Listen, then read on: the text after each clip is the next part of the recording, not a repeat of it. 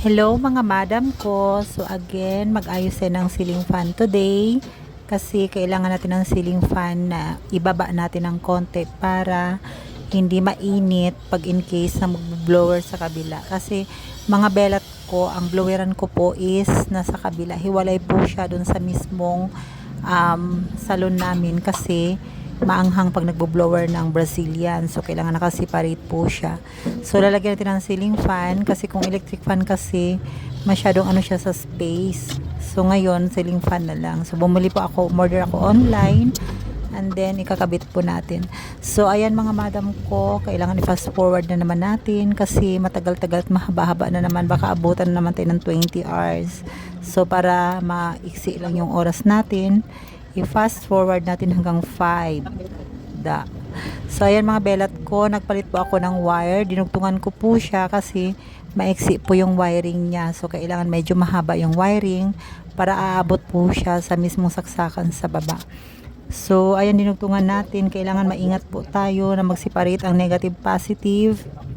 Kailangan coated po yung wire para hindi siya sasabog, hindi magkaroon ng problema ang ating wiring. So, ayan, maingat po ako nagwa-wire niyan. Binukod ko po siya bago ko po siya is-sealed as one.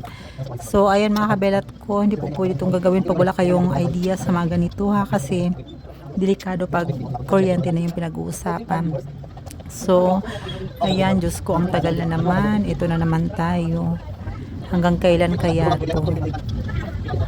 Ay, Diyos ko, Mariosep, ining, bilisan mo.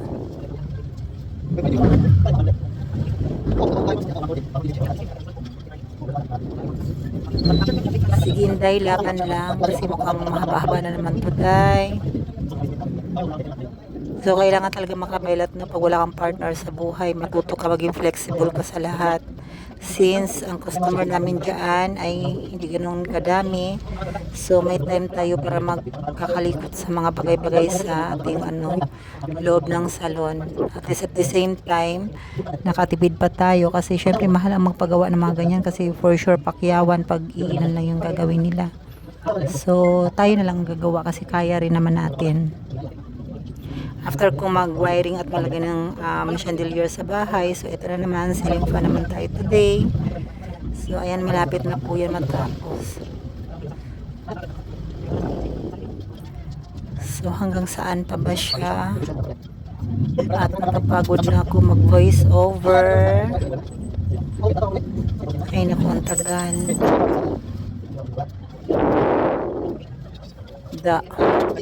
Emote talaga si Inday. Emote lang, Maring. Nahuli ka sa video. Lolo ka talaga. So ayan, Diyos ko, matatapos na rin siya mga kabelat ko kasi malapit na po yan. Dinugtong na po natin.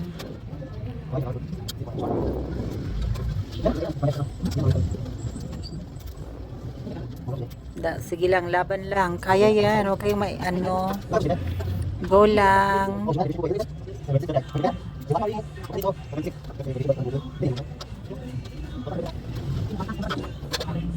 Tapos na ba, madam?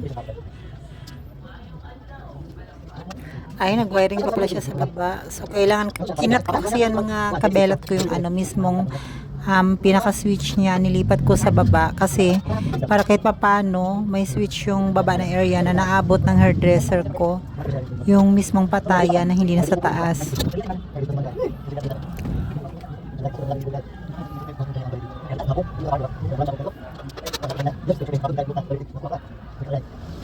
So ayan, malapit na po siyang matapos, kunding tiis-tiis lang. Nainip pa siguro yung mga viewers ko. Ay, maganda naman siya panoorin. Manood na lang muna kayo dyan. Diba, after niya, naginhawan na. Maganda na yung ceiling fan. Hindi na masyadong mataas. And then, mahangin na siya. Actually, maganda yung nabili kong ceiling fan. Sana magtagal kasi malakas yung hangin niya. Ang konsumo niya po lang is lang, 35 wattage. 35 watts lang siya.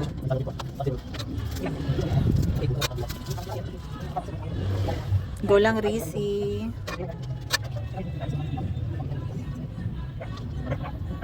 Diyos ko, wala nang ano, wala nang editan to, wala nang cut. Diretso talaga yan. Ang sarap kaya pakinggan mga madam na ano, yung marinig mo sa ibang tao na buti kaya mo maganito, ganyan-ganyan. At saka, para nakaka-inspire din siya pag once na may matapos ka sa isang bagay na alam mong hindi mo kaya pero nagawa mo, 'di ba? Yung kaya mo palang gawin, yung mga bagay na imposible pero naging posible. Ang sarap sa pakiramdam. Yung mga ilaw po dyan, mga bilat, yung nilagay ko pong mga ilaw dyan na para siyang chandelier na ano, may glass. Ako lang po gumawa niyan. So, ayan mga kabelat ko, tapos na po siya. Salamat. Thank you for watching. So, ayan na po yung ceiling fan natin. Ang ganda na. Umiikot na po siya. O, diba? Thank you and I love you so much. Saman.